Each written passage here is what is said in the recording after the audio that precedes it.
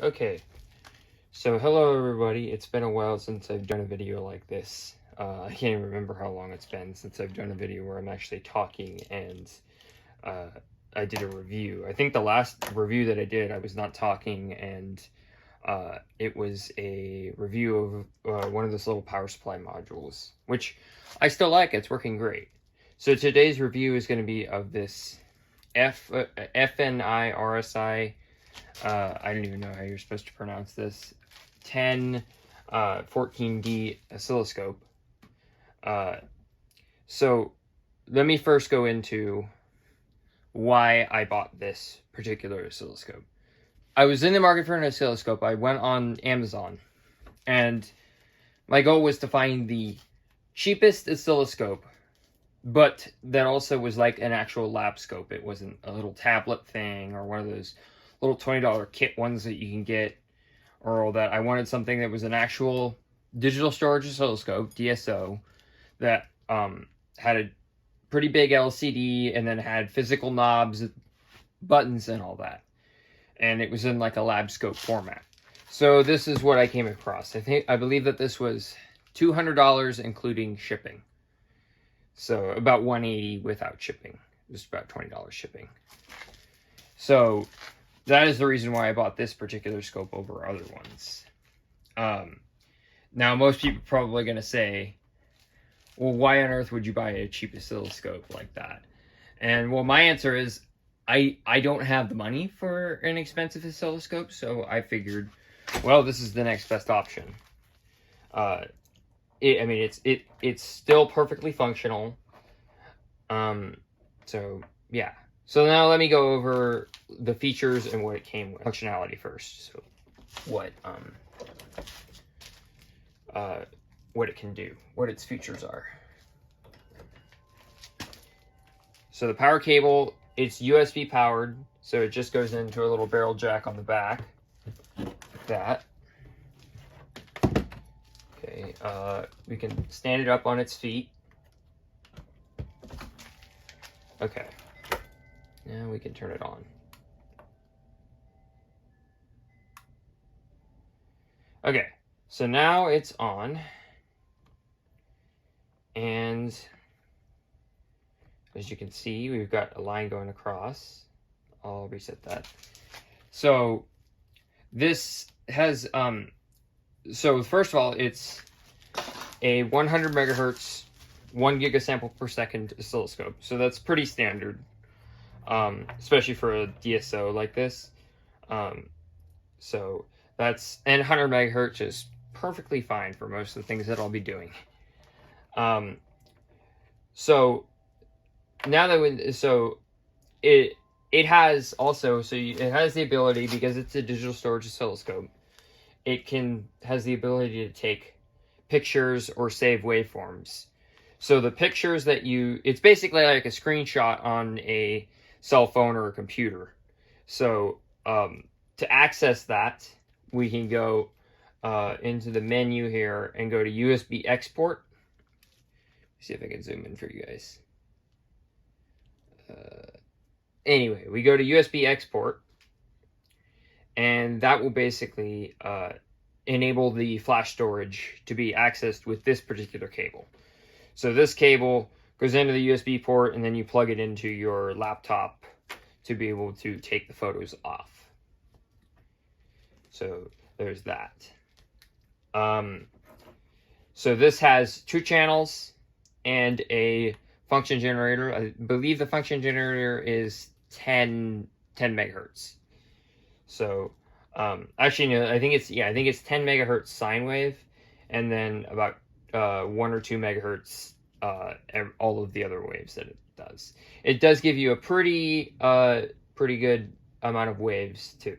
You get sine wave, square wave with an adjustable duty cycle, triangular, sawtooth, a backward sawtooth, step, half sine wave, full positive DC wave,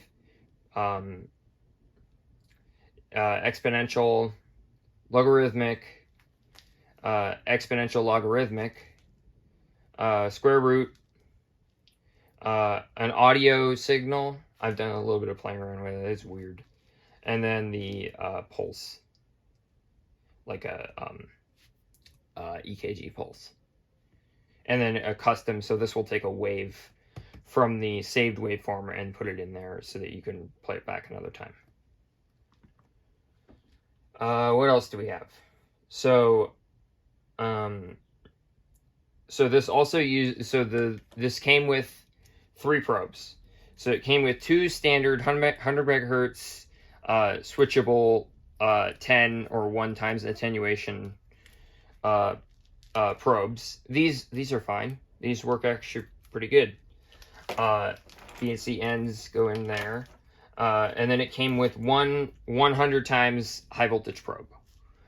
This claims to go up to 4,000 volts, but I would not go there. Also came with this, which you can plug into the function generator and then send out to your circuit. What else does this have for features? Yeah, like I mentioned, it is a digital storage oscilloscope, so we can look at the pictures here. It's just some of the waveforms. So I believe that this one's actually pretty cool. This is a XY output of a analog synthesizer, so that's pretty cool. These are EKG waveforms that I used from a custom EKG amplifier that I made. I'm not sure what that one is. This is a resistive load. So the voltage and the current, the yellow would be the voltage and the blue would be the current.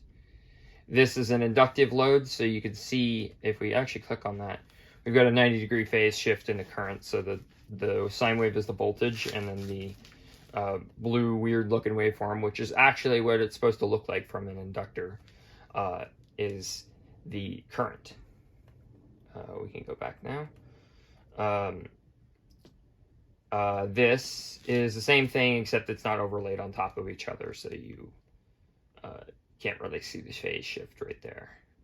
Or you could see it, just not as well. The blue one is mains, and the yellow one is a modified sine wave inverter. We can go to next page. This actually has, I believe, it just has a little micro SD card in it. I believe it has 8 gigabytes of storage, which is pretty good for a digital storage oscilloscope. What else do we have? And then these are just, I think, the function generator probing. So, yeah, so there's that option. So this also, another benefit that this has is it's USB powered. So it avoids things that you would run into with the mains powered oscilloscope. So your probe grounds aren't connected to ground. So if you actually screw up probing an AC waveform, like mains, then nothing bad is going to happen because the probe grounds aren't sent to earth ground. Let's see, what else can it do? Like I said, it can save waveforms, so I've only got a couple here. We'll take a look at this one. This one, I'm not sure what that is. Here's the modified sine wave inverter.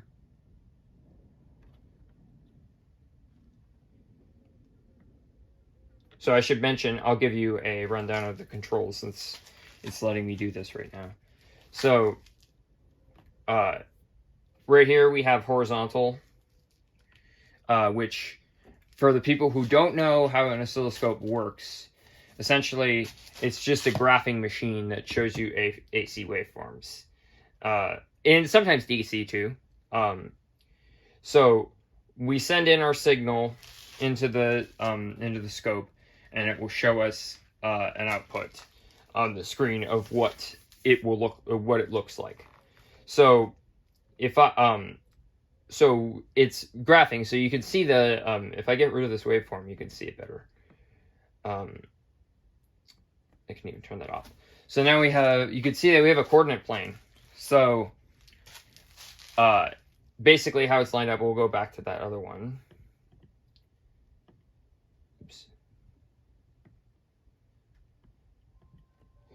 So how it's lined up is the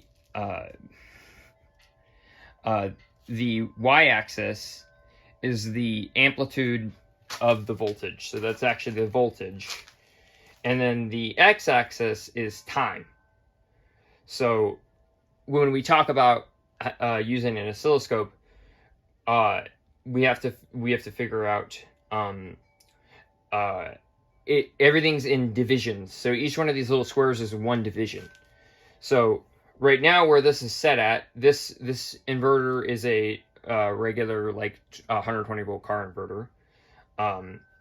So we have it set to, for voltage, 100 volts per division. So each one of these little squares is 100 volts. We can make that bigger or smaller. So now that's 50 volts, 20 volts. It won't go any lower. And then we have 500 volts if we wanted to make it smaller, 250, 100. And then we have the time. So right now that's set for 5 milliseconds per division, but we could make that, now it's 500 microseconds per division there. So that's pretty cool. And our frequency here is kind of messed up. It's supposed to be 60 hertz, but it's close enough. So another cool feature that this scope has that I really like, it has auto triggering. So basically, this auto button here will let me let me first explain what triggering is. So triggering is when we're trying to capture the certain waveform that we want to capture. So when it's properly triggered, it's supposed to be stationary on the screen. It's not moving. So and so that means that you have to adjust the horizontal and the vertical with the to be able to make sure that it's the right size, which would be the voltage amplitude, and the right time. So if I set the so basically, if I start to have if I'm having a rough time with that, I can click the auto trigger button. Let me demonstrate that. We'll go back there. Now here's another thing to keep in mind that I'm going to do right here. So we have one probe. I'm going to set that to 1 times attenuation. We are outputting a 50 kilohertz sine wave. Okay. I'll turn channel 1 on. They have a little configure button here too, which lets you configure it from your probe, so 1 times, 10 times, or 100 times. And then coupling, so AC or DC, and then FFT. So there we have that, but it doesn't look perfect. So if I hit the auto trigger, now it looks perfect. And we have 50 kilohertz, like I said before, 50% duty cycle, which is about right. And then about 875 volts RMS. What's weird about this function generator, it does not have an adjustable voltage. It's a set voltage, so you can't adjust it. But that's fine for a lot of projects. It doesn't require a lot of power, and then if we needed more power, we can amplify the signal. Let's see. So, by the way, like I said, I don't have a program attached. That's because all of the grounds are shared. So I can just probe the output of the function generator instead of trying to probe other things. So, let's see. What else do we have going on here? Oh yeah, we can take a look at, we can adjust a horizontal curve if we want to, and then set, and this will tell us certain parameters. So it's actually telling us parameters right there. We can also do a voltage curve, which it's now telling us the voltage at each point of the wave. So we have 874 volts RMS, but the maximum voltage is 1.25 volts. like most, these buttons, you can adjust what shows here. So I currently have mine set up for RMS voltage, frequency, and the duty cycle on both channels. So these are the channel 2 and these are channel 1. What else is there about this oscilloscope? Oh yeah, we can also stop. So now that's captured. So now it's not going to move at all. Well, it's not going to move, and then we can examine the waveform however much we want. This also has other triggering modes like most oscilloscopes. So we have auto triggering, like this. This gives me the widest bandwidth for time. So I usually keep it in that mode. But we can also adjust it to do single capture. So now it's going to capture one waveform, and then if I hit run again, it'll quickly take under a second to take one waveform. So this 1 gigasample per second, that means that it's taking 1 billion readings a second. So basically, this is the result of one reading, which is pretty crazy. And then we also have normal triggering, which is without the auto.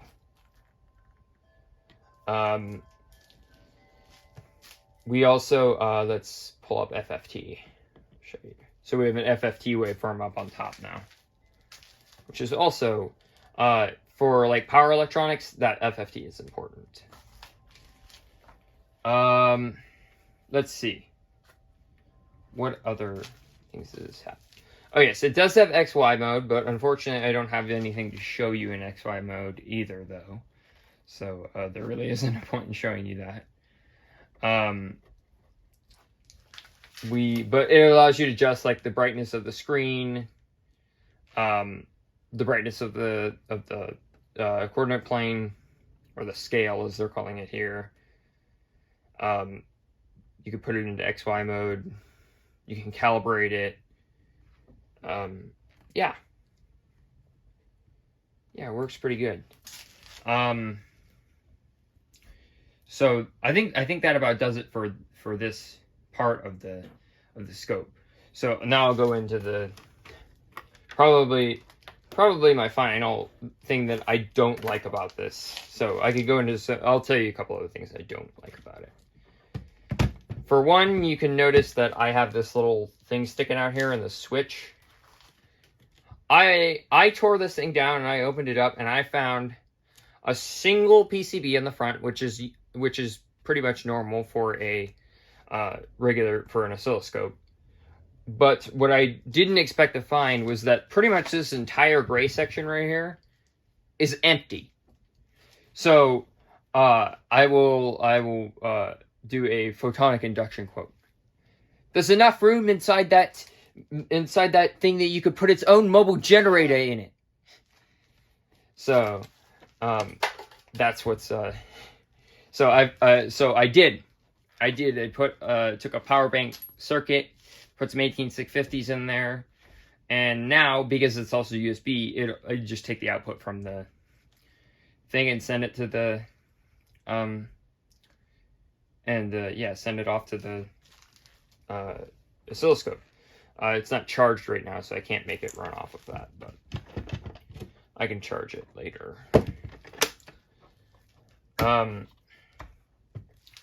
Let's see. Another thing that I don't like about it. Well, I don't like the handle. The handle's weird. It makes you hold it in this weird position, which I find, pretty weird. The other thing that I don't like is this is meant to be a cheap oscilloscope, so you can't really buy a carrying case for it, so I had to make one. I won't show that right now, but so that makes it kind of weird. The other thing is that sometimes this can actually get a little noisy because the scope grounds aren't grounded. The idea of the scope ground being grounded is that if you have any extra noise in the circuit, it will send it to ground so that it won't show up on the scope. And so these coax cables, actually, the outside BNC, most of the time acts as a shield, like a Faraday cage, from the inner conductor, so that any extra things that are picked up on the ground get sent immediately to Earth, rather than going into the oscilloscope so that you see it and it looks weird with your. Then you're all, what the heck am I looking at? So that's another thing about it. Let's see what else is weird about this thing.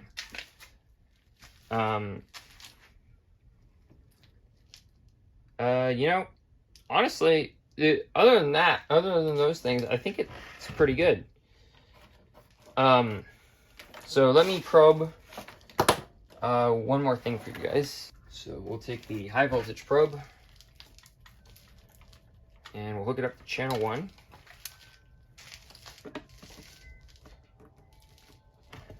Now, while I'm demonstrating this, here's what we're going to do. So we go to the settings and we set it to 100 times. That way the scope knows what type of probe it's connected to. You could also lie to it if you wanted to and make it go further, because this is still 100 times attenuation, so it's not going to mess up the scope if we lie to it. But if you, for example, tried to take the one times probe and tell it that it's 100 times probe, then you will screw up your oscilloscope. But because this is 100 times and the attenuation is in the probe, not in the scope, then we're still safe. We can't mess up the scope by doing it, even by messing with it like that. Okay, now I'm going to connect the scope. So the variac is off, which is good. I'm going to connect the scope lead here to live, which is black, and then connect this one to, then connect the scope ground to neutral, which is white. Now I can power on my variac, and we should start to see a waveform. Pretty quick here. Take that out of stop. We'll do our trigger. And there we go.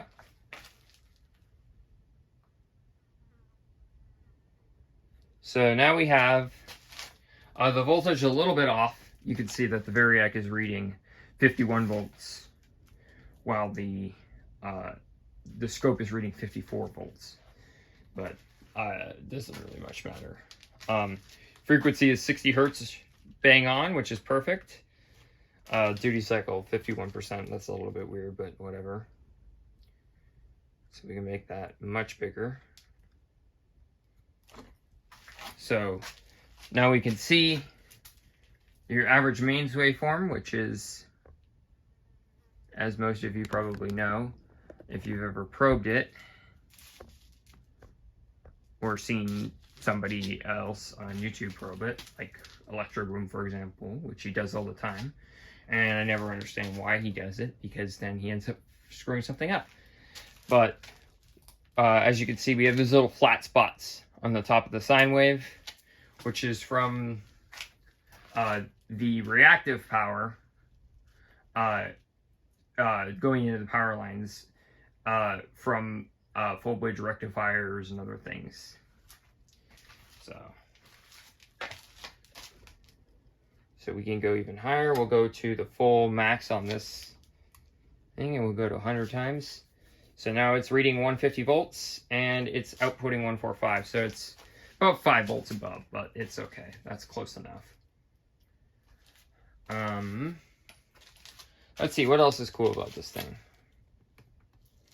Oh yeah, it doesn't have, it's actually got a pretty good interface. I'm happy with the interface that it has. It's got a keypad up here, so a D-pad with the arrow keys, and then you can also use this knob up here. But it's a lot better than other scopes where they just want you to use a single knob. Those suck. And even if they did want me to use a single knob, we can go into slow moving now. So it will, we can move it. For example, I want to move the thing. Now it'll move it much slower.